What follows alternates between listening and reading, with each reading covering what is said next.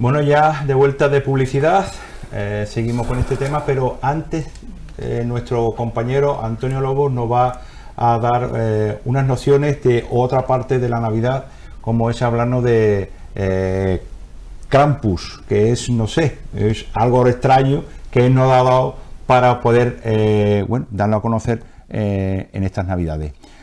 Volvemos y seguimos con nuestro tema. Básicamente el Krampus es la antítesis de Papá Noel, es la sombra de Papá Noel. Ambos hacen presencia en el mes de diciembre. Santa Claus, efectivamente, para premiar a los niños bien comportados, y el Krampus para castigarlos a aquellos niños que Papá Noel no visitó. Este malvado personaje es capaz de atormentar a los niños hasta que ellos se arrepientan, porque si no es así, simplemente usa las ramas de abedul y la cesta, aunque la leyenda inclusive puede ser mucho más complicada. En cada región, en cada zona, tuvo una versión diferente. En Holanda inclusive se representa como un troll gigante, pero a veces las leyendas pueden ser extremadamente crueles, pero eso es otra historia. ¿Cómo se describe el Krampus? Bueno, la noche del 5 a 6 de diciembre, tradicionalmente el Krampus aparecía vestido con cadenas oxidadas, con campanas, y merodeaba durante 3 semanas, con lo cual coincidiría con el 24-25 de diciembre, merodeaba por las calles de las aldeas del centro de Europa. La apariencia del Krampus es terrorífica. De hecho, es un auténtico diablo. Tiene patas de carnero, probablemente de influencia greco-latina, o del incubus. También se representa así, pero es anterior a cualquier referencia religiosa. Tiene patas de carnero, tiene cuernos, enormes cuernos en la frente, también de carnero, una larga y roja lengua y sobre todo una mirada diabólica, de locura, absolutamente de locura. Todos conocemos las historias y leyendas de Navidad, desde los Reyes Magos, Papá Noel, Santa Claus, San Nicolás de Bari, que es el personaje histórico que da lugar a la leyenda de Papá Noel. Son aquellos personajes bondadosos que recompensan a los niños que se han ido portando bien a lo largo del año y les recompensan con regalos, golosinas. Pero ¿qué les pasa a los niños que se han portado mal a lo largo del año? ¿Qué les sucede? Hay mucha gente que ignora que hay un personaje que se encarga de castigar a estos niños, que se encarga de darles, es como la versión negativa de Papá Noel. Los niños, de hecho, del centro y del este de Europa, saben que deben comportarse adecuadamente a lo largo del año, deben llevar una buena conducta, porque si no, no solo en Navidad, no solo no tendrán regalos, sino que pueden ser castigados por un demonio. Pueden ser castigados por un demonio llamado Krampus, cuyo propósito es llevarse a los niños malos a un ardiente infierno subterráneo. Bueno, ya estamos aquí de nuevo y vamos a presentar a la otra parte del equipo, que está María Eslava. Buenas noches. Buenas noches. Y nuestro compañero Salvador Macías. Buenas noches. Ellos nos va a entrar un poquito en el tema o en la historia de algunos personajes y uno más importante, que va a ser de Jesús. Pero antes nos iríamos a hablar un poco de un personaje que dañó mucho su imagen, que fue Herodes. María, yo quisiera preguntarte ¿cómo era Herodes? A ver, ¿cómo te podía definir una muy corto y conciso? Era una persona cruel, un asesino. Vamos a llamarle hoy en día un asesino, sin escrúpulos. Ocurrió, la verdad, en la matanza de los niños. Él tuvo que ver mucho con la matanza de los niños. Es que lo que pasa es que hay historiadores que dicen lo contrario. Entonces, fue una persona muy malvada por estar en el trono. Lo más importante para él era el trono, ser rey de los judíos, ¿no? lo fue durante 33 años, fue Julio César quien lo puso en el trono. Este hombre siempre fue un rey que no lo querían porque no tenía origen judío, ¿no? Él se casó una primera vez y tuvo un hijo, a los que abandonó para casarse con una segunda que sí era judía, porque él lo único que quería era formar parte de los judíos. Este hombre mató a su segunda esposa, mató a 2 de sus hijos, porque el tercer hijo de este matrimonio dijo que estaban como compinchando algo ahí para acabar con él y con su trono. Luego más tarde a este tercero también lo mató porque intentó envenenarlo, es decir, mataba a su familia por matar por matar. Por matar, por eso digo que yo hoy en día lo definiría como un asesino sin escrúpulos. Hoy en día sería un poco difícil, ¿no?, de contrastar ese tipo de asesinatos que había en aquella época. Es que lo que pasa, Fran, que muchos historiadores comentan que la matanza de los niños no ocurrió así. Eso aparece en el Evangelio de San Mateo, ¿no? De los 4 evangelios canónicos, en uno, el de San Mateo, aparece que se cometió esa crueldad. Pero luego hay un historiador judío, Josefo, que estuvo toda su vida estudiando el tema de Herodes y lo que quería sacar era todos los trapos sucios de él, toda la masacre que había hecho, y no encontró ningún escrito que hablase de la masacre de los niños. Pues entonces ahí hay un poquito en la historia un poco de ¿y por qué? Bueno, ¿a qué es debido esa matanza de los niños? Porque este hombre... Esa matanza fue porque el miedo que tenía él era el nacimiento de Jesús, que era el nuevo Mesías, que así se lo notifican, bueno, así se lo hace llegar los reyes de Oriente.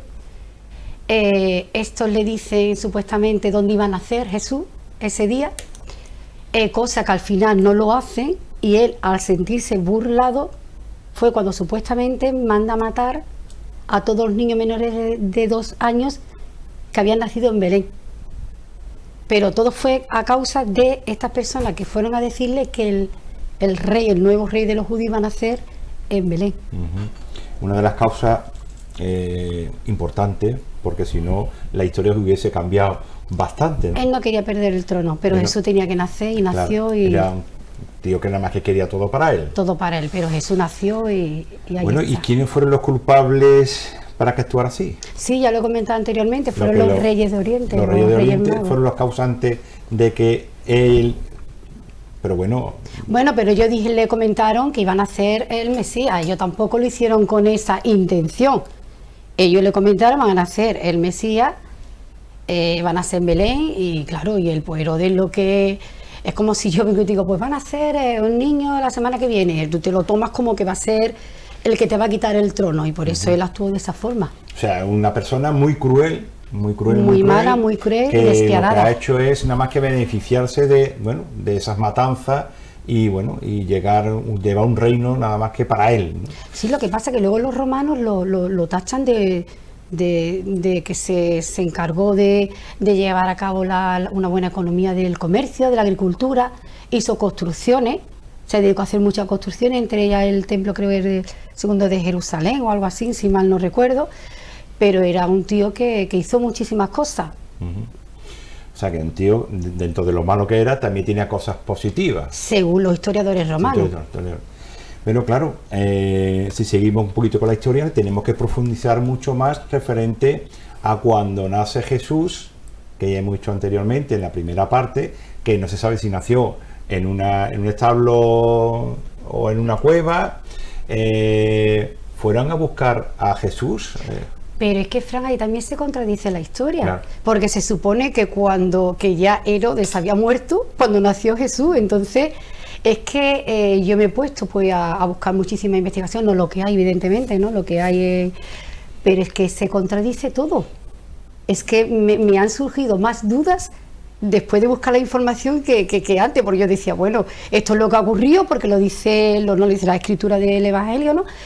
Pero es que ahora llega un momento en que yo digo, Dios mío, a estas alturas de mi vida, ahora me creo unas dudas increíbles en mi cabeza. Ajá, es importante. Bueno, ya que nace antes, bueno, se muere Herodes, Se supone que había muerto cuando nace nació Jesús, ¿vale? Jesús, que es el rey de los judíos, ¿no? Y bueno, vamos a preguntarle a Salvador referente a Jesús. El rey de reyes. El rey de reyes. El rey de ¿Por qué es reyes. el rey de reyes? Es el rey de reyes porque no ha habido ni habrá nadie con el poder que tiene Jesucristo, ¿no? Que ha cambiado. Es el personaje, la persona más conocida de la humanidad y el que trajo el reino de la verdad y el amor, ¿no? Y ningún rey, ni anterior ni posterior, ha conseguido eso que consiguió Jesús de Nazaret. Ajá. ¿Y por qué el Mesías? Pues el Mesías porque cumple todas las profecías del Antiguo Testamento y da cumplimiento a esas profecías en todo lo que había referente en el Antiguo Testamento a ese nacimiento, y después en su forma de actuar, en su forma de proceder, y como ha determinado después la historia de la humanidad, lo reconocen, excepto hasta un grupo de judíos, que los judíos no, en general no creen que Jesús fuera el Mesías. Sí existe un grupo de judíos mesiánicos que aceptan que Jesús es el Mesías, pero no que tuviera la intención de formar una iglesia. Pero sí lo aceptan como el enviado de Dios para redimir al mundo de esos pecados, que se dice que lo más importante de Jesús, aparte de que redimía los pecados, bueno, y ahí queda la constancia, por ejemplo, cuando defiende a María Magdalena, ¿no? Y tantas otras cosas, ¿no?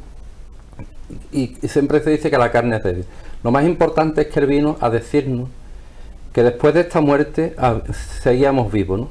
Y que desde el amor y desde la misericordia se dice que Dios está hecho de rigor y de misericordia, que desde el amor y la misericordia uno puede transformarse en luz y habitar y recorrer todos los caminos sin mancharse, ¿no? ¿Ese es el mensaje que quiso dar Jesús? Yo creo que sí, es el más importante. El de que resucitamos, que continuamos, que volvemos a la unidad, que somos uno con Dios, como él mismo se reconocía, que cuando a Él lo atacan y lo castigan, porque siempre nos quedamos con la imagen de la cruz, y eso es algo pasajero, anecdótico, dentro de lo cruel que fue el daño que de alguna manera se le hizo a Jesús, le hicimos a Jesús. El mensaje es que lo único que le dice, cuando le dicen tú eres el rey de reyes, y entonces le dice tú eres el hijo de Dios, tú eres Dios en la tierra, y él dijo tú lo has dicho, ¿no? Él es para lo único que abre la boca cuando se le había castigado, ¿no? Para decir yo sigo siendo, yo soy parte de ese Dios, que después desde los místicos a los físicos en el mundo anterior y posterior llegan a la misma conclusión, de que todos somos parte de la unidad. Hablando un poco de Jesús, María, posiblemente a nosotros se nos siempre da esa imagen de Jesús sin tener hermanos o sin tener una familia concreta, ¿no? Se dice por ahí que, bueno, se dice en la historia que tuvo más hermanos, ¿no? De hecho, tenemos uno muy famoso aquí en España, que es Santiago, que peregrinamos mucho hasta allí, ¿no? Y ¿crees que la familia, dentro de la estructura que estuvimos hablando en la primera parte, por ejemplo, Jesús, nace como un niño normal? ¿Hay algo en especial que destacara entre otros niños, cuando los niños en aquella época no eran tan importantes? Yo pienso que Jesús fue una persona, fue un niño, ¿no? Un niño, un adolescente, luego un adulto, ¿no? Aunque el pobre mío murió demasiado joven. Una cosa que se me olvidó decirte es que el tiempo que estuvo gobernando Herodes fueron 33 años, curioso. Es verdad, Muy curioso, una cifra muy curiosa. Pues a la pregunta que has comentado, yo creo que Jesús era una persona adelantada a su tiempo. Fue una persona que nació con luz, una luz que bueno, seguía a muchísimas personas. Y referente a la familia, ten en cuenta que para mí Jesús fue una de las primeras familias de las que hoy en día existen. Existe, sí. Es decir, exactamente. Entonces, para mí fue una persona adelantada a su tiempo y una familia adelantada a su tiempo. Sí. ¿Qué nos puede decir el Salvador de si tuvieron hermanos o no tuvo hermanos? Se dice que cuando San José conoce a la Virgen María, él era ya mayor, tenía 89 años, y María tenía 14 o 15 años, y él era viudo y tenía hijos, y entonces eran como hermanastros de Jesús, ¿no? Porque en algún pasaje de los evangelios, de los canónicos y de los apócrifos, se reconoce cuando Jesús está predicando o sanando en algún sitio, que le dicen: Jesús, ahí está tu madre y tus hermanos. Y entonces, en aquel momento de entrega total, dijo: mi madre y mis hermanos también son la gente que yo atiendo, ¿no? En esa intención de unirnos a todos y hacer de toda la humanidad una gran familia, ¿no? Donde precisamente él dice: amaos como hermanos, ¿no? Como yo os he amado. Ahí se enfoca el cristianismo, claro, a la familia, ¿no? Eso de es. hecho, uno de los símbolos del cristianismo es la familia. Totalmente. Referente al tema de sus costumbres, ¿no? Porque se dice que, desde muy pequeño Jesús empezó a predicar, ¿no? Eso tanto tiempo en el desierto predicando. ¿De dónde sale esa sabiduría? ¿De dónde le viene a Jesús ese potencial que atrae a todo el mundo? Jesús pertenecía a la casa de Judá, y como bien sabemos, los judíos están continuamente leyendo el Antiguo Testamento, la Torá. Entonces él tenía un conocimiento extremo de lo que eran las Escrituras. Y tenía pasión, porque era su misión. Él venía, lo sabía desde niño, que él venía a confirmar lo que decían esas Escrituras, pero a escribir una historia nueva, a dar cumplimiento a aquella historia, pero ampliarla y liberarnos de aquella rigidez que nos obligaba a que nos la interpretaran a través de los sacerdotes, ¿no? Entonces él vino a decir: Dios está en la piedra que levantéis, Dios está en el aire que respiráis, Dios sois cada uno de vosotros. Entonces él vino a escribir una historia nueva, y tenía un conocimiento profundo. No solamente era el conocimiento que tenía antiguo, sino el que él iba con su madurez, con su aprendizaje, él iba creando. Daros cuenta que Jesús se dice: hay palabras que pasarán y palabras que no pasarán. Y Jesús, las palabras que dijo a día de hoy se siguen recordando. Son las palabras que no han pasado y que no pasarán jamás. Pues bueno, no hemos traído a Salvador, hemos traído a un predicador, evidentemente, porque nos está dando una lección, de historia evangélica total. María, Jesús es un misterio de los mejores que ha habido en la historia. Muere, resucita.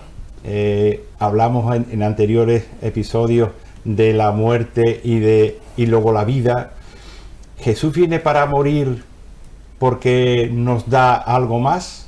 Pues me refiero, ¿nos da otra vida mejor que esta? Desde luego, con Jesús tuvimos el conocimiento de la muerte, ¿no? Porque aquí no nos preparan para la muerte, Fran, no nos preparan para la muerte, pero Jesús resucitó, ¿no? Uh-huh. Es decir, como que después de la transición, es decir, de la muerte a la vida, hay algo más. Yo no le llamo vida después de la muerte. Uh-huh. Yo digo que hay algo más. Algo más. Algo más. O sea, allá. Entonces Jesús vino para salvarnos, como dice realmente Era un ser de luz, un ser que vino, llevó un adelantado a su tiempo, vino, hizo lo que tuvo que hacer, uh-huh. Falleció y evidentemente luego resucitó, uh-huh. Pero no a otra vida, uh-huh. Sino a otra dimensión. Hay muchos más personajes dentro del nacimiento de Jesús. Los pastores. ¿Qué ocurrió con los pastores? ¿Por qué se dirigen a ese portal o por qué se dirigen a esa cueva a adorar al niño Jesús, Salvador? Hay un personaje muy curioso, y voy a contar una anécdota. Hay un personaje que es Simeón. Simeón le había pedido, era un judío que tenía la gracia de Dios, que tenía el Espíritu con él, y él le había rogado a Dios que no quería morirse sin ver al Salvador de Israel. Entonces estaba él sentado en la puerta del templo, y cuando llega José y María con el niño, a bautizarlo, lo presenta en el templo y entonces estaba Simeón sentado y oyó llorar al niño y se fue hacia adentro y dijo: ya se ha cumplido, ya me puedes llevar, ¿no? Porque se ha cumplido que mis ojos han visto al Salvador. Nosotros cuando escribimos el libro, el famoso libro 2020, se lo mandamos a su santidad el Papa. Era por esta fecha, que es cuando cumple su santidad los años. Y nos contestan de allí, no sería él, pero sí su equipo, nos mandan una postal, nos da una foto de él, nos mandan la bendición Ergo et Orbi, que mira, su santidad os agradece el gesto que habéis tenido y os da esta bendición que es portadora de muchos dones. Y nos puso una postal de un portal de Belén con el texto de Lucas, donde cuenta esto, ¿no? Esto que yo acabo de contar de Simeón, ¿no? Cuando yo recibo esa carta, digo, ¿dónde guardo yo esto tan importante? Y había en casa una Biblia juvenil que contiene muy poquitas cosas, no es la Biblia completa, y la meto allí al azar y la coloco. Y yo sigo con otras cuestiones, leo aquello, lo guardo allí, y al día siguiente digo, voy a ver, pues era algo muy importante, ¿no? Y saco aquello otra vez y miro lo que nos ha mandado, y casualmente se había colocado esa carta y aparecía donde había caído en la Biblia esa, el mismo pasaje que su santidad nos había mandado, ¿no? Mis ojos han visto al Salvador del mundo. O sea, lo curioso. Algo muy curioso. Yo en aquel momento no pude hacer otra cosa, que lo voy a hacer ahora. Yo voy a hacer como Sánchez Dragón, me voy a presinar. Y le di gracias a Dios porque vi que aquello era algo mágico, ¿no? Había muchos más personajes, estaban los Reyes Magos, que venían de Oriente, adoraron al niño, y bueno, son personajes también muy importantes dentro de este, bueno, del mundo que creó la Natividad, ¿no? Que era que esos que vinieron de muy lejos pudieron adorar a Jesús en este caso, ¿no? Podemos contar muchas cosas de los Reyes Magos, pero no tenemos mucho tiempo. Pero tendríamos pendiente lo que es la estrella de Belén, los Reyes Magos, los pastores, lo típico de aquella época, que eran los romanos, la forma de vida que había. Y bueno, para poner algo más simple de lo que es este relato tan bonito y tan curioso, María, ¿tú cómo definirías las Navidades? A mí me gusta mucho la Navidad, Fran. Me da tristeza también a la vez, ¿no? Porque ya cada vez me faltan más familiares, pero a mí la Navidad me gusta porque es algo familiar, algo íntimo. Me gusta la Navidad. ¿Y para Salvador? Pues igual, para mí es la celebración de la esperanza, de la luz, de la unión, y es donde uno trata de buscar la mejor versión de uno y ver la mejor versión de los demás, ¿no? Y el que uno haga en estos días un amnistía, ¿cómo se dice esto? Un indulto general, es decir, bueno, vamos, mi cuñado, qué buena gente es, hay que verlo bien, ¿no? La reunión familiar que uno bueno, esto es. Pues lo que pasa, perdona, Fran, lo que pasa referente a esto es que no solo tenemos que ser buenos en Navidad. No, exactamente, tenemos que ser buenos durante todo el año. Claro.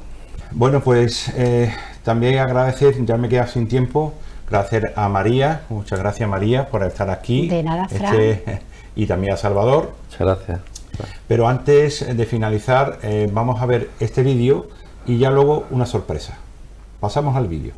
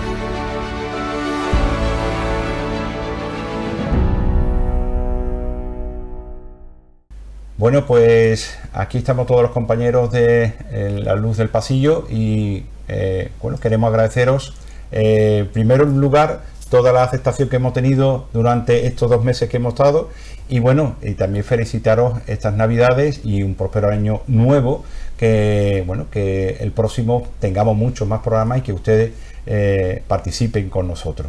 De todas maneras, todo el mundo, ¡Feliz Navidad! Hasta el próximo programa, amigos. Adiós. Hasta ahora.